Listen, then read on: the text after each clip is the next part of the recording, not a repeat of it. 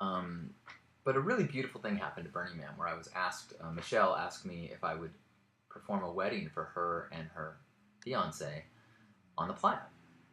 And I was like, I would love to. I've got so many things going on. Is there any way we could just kind of like piggyback and do it after Hug Nation? Because I mean, the more one thing I'm going to try to do next year is have as many things as possible scheduled on the same day. Because when you have something scheduled in a day, it's so hard to keep track and wear your watch. And anyway, so I'm like, can we do it after Hug Nation? Like, sure.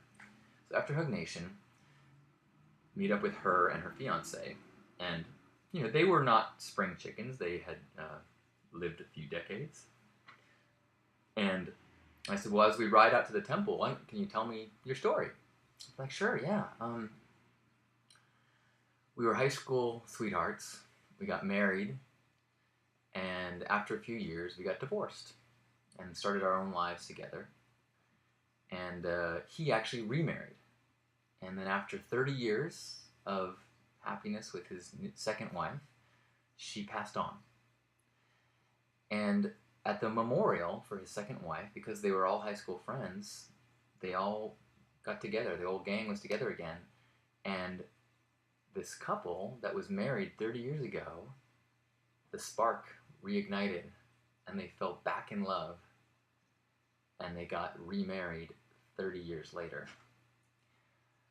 And I just thought that was so beautiful, like so often it's so hard to say goodbye. And this was an example of, well, you never know the direction things are going to go.